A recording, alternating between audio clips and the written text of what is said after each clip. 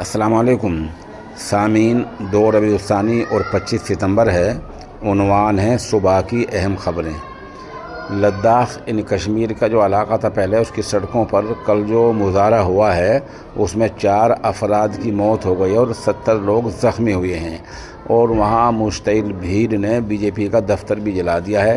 وہاں اب دفعہ 144 لاگو ہے اور لوگوں کا باہر نکلنا بند ہے۔ یہ مظاہرہ کیوں ہوا ہے؟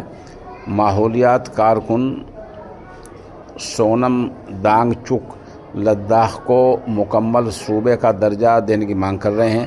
آپ کو پتہ ہی ہے، کچھ سال پہلے مرکزی سرکار نے کشمیر کی حیثیت کو بدل دیا تھا اور لداخ کو ایک علیحدہ مرکز کے تحت علاقہ قرار دے دیا تھا۔ سونم وانگ چک اور ان کے حامیوں کی مانگ یہ ہے کہ لداخ کو ریاست کا درجہ دیا جائے، اور بھی کچھ مطالبات ہیں۔ اسی معاملے کو لے کر وہاں مظاہرہ چل رہا ہے۔ مرکزی وزارت داخلہ نے اس معاملے کو جو آندولن کا ذمہ دار انہیں سونم وانگ چک کو مانا ہے۔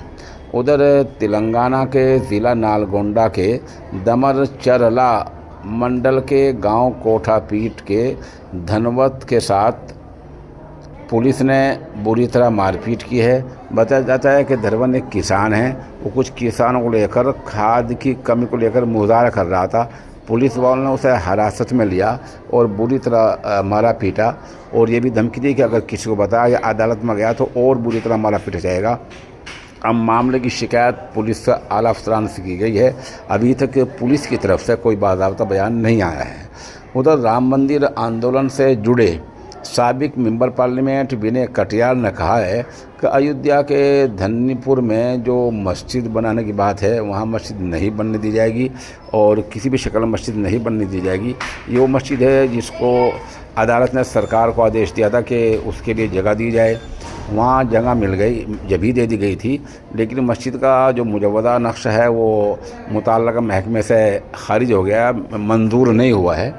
اسی کے بیچ کل یہ ممبر پارلیمنٹ کا بیان ہے، سابق ممبر پارلیمنٹ ونے کٹیار کا، کہ یہاں مسجد نہیں بننے دی جائے گی۔ ساتھ ساتھ یہ بیان بھی دیا کہ یہاں سے مسلمانوں کو چلے جانا چاہیے۔ ادھر ایران و امریکہ کا جھگڑا مزید اجاگر ہو گیا ہے۔ ایران کے جو رہنما ہیں آیت اللہ خامنہ ای، انہوں نے ایک بیان میں کہا کہ امریکہ سے کوئی بات چیت نہیں کی جائے گی۔ وجہ اس کی ہے کہ امریکہ ہمیشہ وعدے خلاف ورزی کرتا ہے۔ بہار میں انتخابات بالکل سر پر ہیں، کبھی بھی اعلان ہو سکتا ہے۔ وہاں کے وزیر اعلیٰ نتیش کمار نے اعلان کیا ہے کہ بہاری میں جو مزدور ہیں ان کی جو کم سے کم یومی آمدنی ہے اس کو 660 روپے کی جائے گی، اور وہ جلد ہی ملنا شروع ہو جائے گی۔